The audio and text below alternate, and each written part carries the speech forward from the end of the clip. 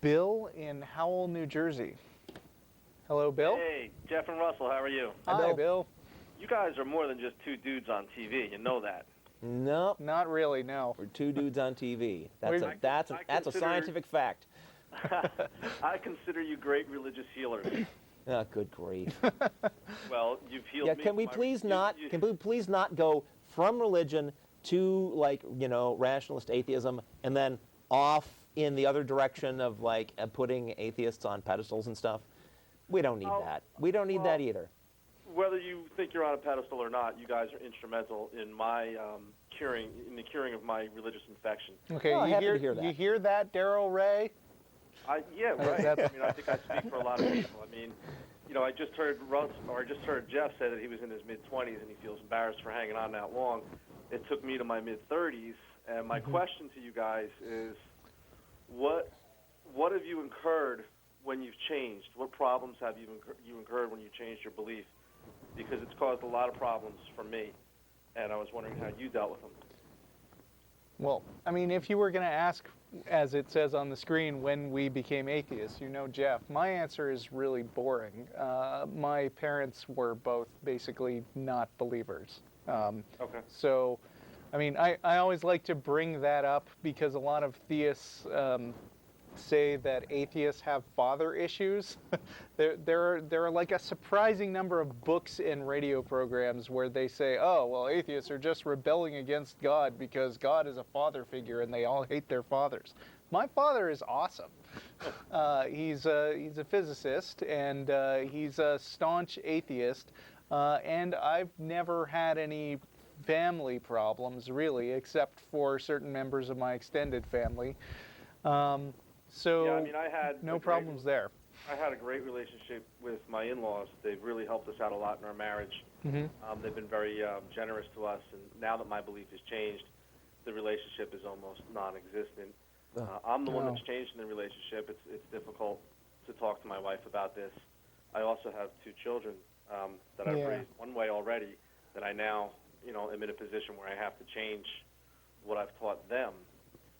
So I don't know, Jeff, have you had any experience in that area? My parents met as missionaries in Cuba before Castro came to power. Wow. So the religiosity in my family goes back really far and is really deep.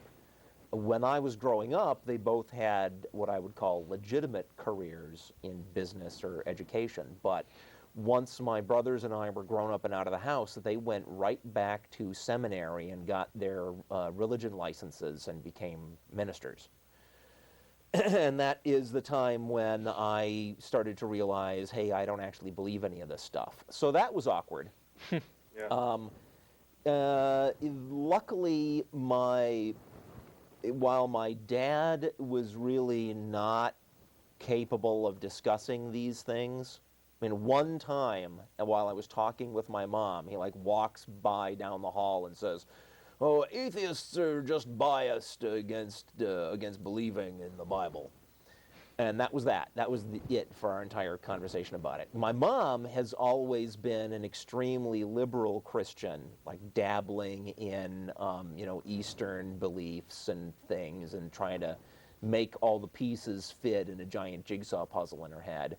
So she was easier to talk to because, more flexible. But even with her, it comes down to, ultimately, she says things to me like, "So you're telling me that after I die, I'm not going to be with your grandmother and grandfather?"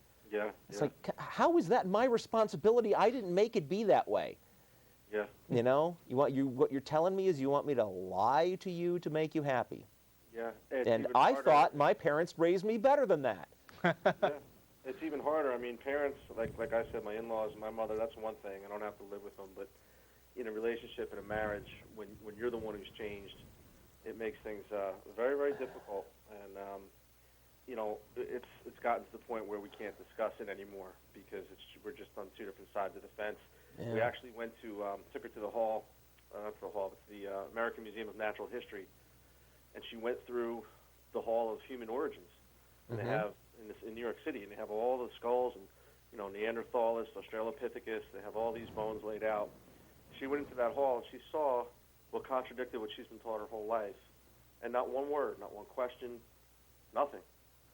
Said absolutely nothing about it. So it's been difficult. I guess, Jeff, you're not married? I am married. Oh, you're married to another atheist? She was sort of a generic theist for a while yet after I realized that I was an atheist, but that didn't last that long. Would you consider yourself a strong atheist? Yeah. How do you differ from me? Well, it depends on the God. Okay. Right? Yeah. God is the Christian Bible. I'm sure you're strong atheist Right. against it. Sure. Okay. I would consider myself, and again, I'm kind of new in my whole new belief here in the last year or two, but I would now consider myself a weak agnostic. Uh-huh. I would think that nobody knows what happens, and nobody knows what happened 2,000 years ago. Those stories can't be verified. Nobody knows what happens to you after you die, and I'm under the position that there may or may not be a God. But, agnosticism is that term relates to whether you claim to know or not. Theism and atheism are terms that relate to whether you believe or not. Even if you say you don't know, if you don't believe, you're an atheist. I don't know. Oh, that's tough. Boy, there's a lot to work with there. Yeah. My belief is there may be. There may not. Okay. Well, sure. So is mine. There are definitions of God that people can spin for me that I look at and go, well, sure, such a thing could exist. But do I believe it? No. So I'm an atheist. Okay, so if I say such a thing could exist and I don't know if it does or not, then I'd be an agnostic? You're an agnostic if you say that, it can't be proven either way. Right. But there are agnostic theists. There are theists who say, I can't prove this, but I believe it. That's an agnostic theist. That's me. Then there are, Okay. you do believe there's a God. You know what? I don't have any evidence. I'm not saying I can prove it. I'm not saying I believe and this is why. Yeah. I don't know if you would say this is a form of Pascal's wager, but I'm not trying to hedge my bet, but I'd like to think that we're not just worm food when we go in the ground, and I'd like to think that you don't have proof that we are. So I would think my belief is different than yours. True? Right. Well, I'd like to think that I won the Nigerian lottery yesterday. There's a difference between what you would like to believe, what would be pleasant to believe, and what you actually believe. What you actually do believe. And there's a difference between that and what's actually true. And So hopefully you would try to believe... If you say you believe there is no God, then I could also say I'd like to believe that, you're not going to win the lottery either. Right. I don't say that I'd like to believe there's a God because I don't see a need for one. But you also I think things are fine. But there are people who say, and I've heard many of them who say, I'd like to believe there's a God, but I just don't. So I'm not sure where you are. I'm just trying to tell you that it's not as simple as a straight line from theism through agnosticism to atheism. I don't think that's how it works. The better definition is there's two axes on a grid. One is is whether you believe there is a God or believe there isn't, and one is whether you think there is proof that there's a God, or whether you think there's proof that there isn't. Now I said that wrong. So you know what I'm saying though? You can be a theistic agnostic or a atheistic agnostic, or you can be a theistic gnostic, who's a person that does say, I believe and I think I have the evidence that can prove it. That's a theistic gnostic. And an atheistic gnostic is one who says, I don't believe, and here's the reasons why. So I would consider myself then an agnostic theist because I think there may be one, but I just don't believe anybody knows anything about it. Yeah, I'm not sure where to go with this. You think there may be one. Do you think there is one or not? I think there could be one. But so do I. But I don't believe there is one. Therefore, I'm an atheist. I guess we're going to go around in circles on this for a while. Yeah. But the problem with as a strong atheist, you don't hold the position that there can be none. No, heck no. Wait, You what? take me to a South Seas island, show me some natives dancing around a totem pole that they say is their god. I can go rap on that thing with my knuckles. Right? Right. So what my position is depends on the god in question. Okay. Now, any god that violates the problem of evil, right? I'm not talking about a known God. Then I know that doesn't exist. Well, hold it, guys. I mean, I think that these abstract philosophical questions about what to call ourselves are interesting in their own right, but I think probably take up too much show. they're kind of dancing around the main issue, which is you have a disagreement with your wife and kids, and but I was and trying to it's get away from causing that. tension. Because this is not Dear Abbey of Atheists. Yeah. We'll tell you what our personal experiences are, but we can't tell you how to. I mean, I don't know because your I don't marriage. get into. I mean, I haven't gotten into relationships where I thought we would really have those strong differences of opinion. You know, I mean, you know, I'm not going to say like, oh well, you know, it's hopeless. You should divorce her, or you should try to work things out, because I mean, I don't know that all marriages should stay together to their last grasping breath. You know, sometimes people just drift apart and are unhappier together than they are apart. But It's been my I don't know experience- that this is your situation, so you know, I would hate to offer some kind of advice along those lines. It's been my experience that most people that I know now who believe like I do, we don't believe in any of the religions, came to this knowledge when they're in their mid-30s. They've already married somebody who believes the way they used to. So I was just wondering if you guys had any experience with how people deal with that. Afraid And not. I was looking for a label because now that I don't believe in Christianity, you know, I'm constantly being asked by family members, well, what are you now?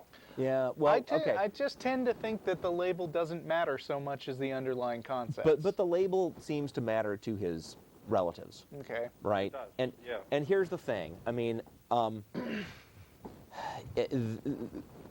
the reason I was going on and on and on about this theism versus atheism and Gnosticism versus agnosticism thing is that using those two different sets of terms to figure out where you're at is more accurate than what people normally do, which is say there's theists who believe, atheists who don't believe, or atheists who believe there isn't, and then agnostics in the middle who just don't know.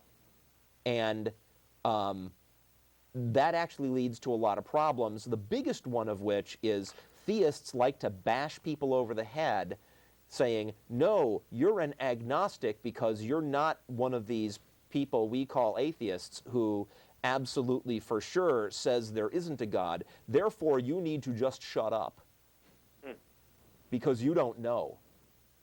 Yeah.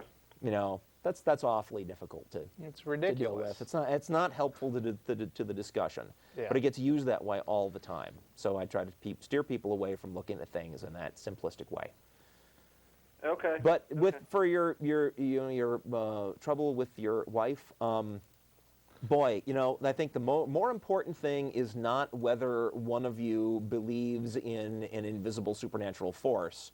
The important thing is whether you like each other. You know, that's really the important thing. And if you like the other person, you're not going to bash them over the head with your viewpoint, whatever your viewpoint happens to be. Yeah. Right? That's the Yeah. important thing.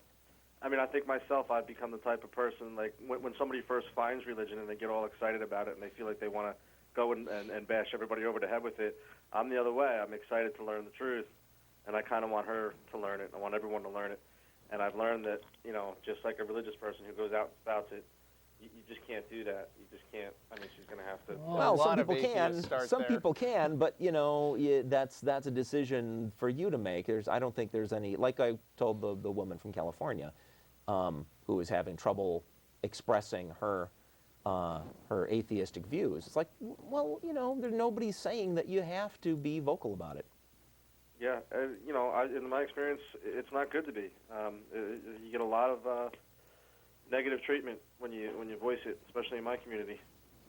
You know? Right, and it's your situation is what matters to you, right? There's plenty of other people out there, being the atheist spokespeople, you know, Richard Dawkins and so on, and they're doing a fabulous job, and you know, people like that are in that position can go ahead and make a big noise about it, and I'm glad that there are such people.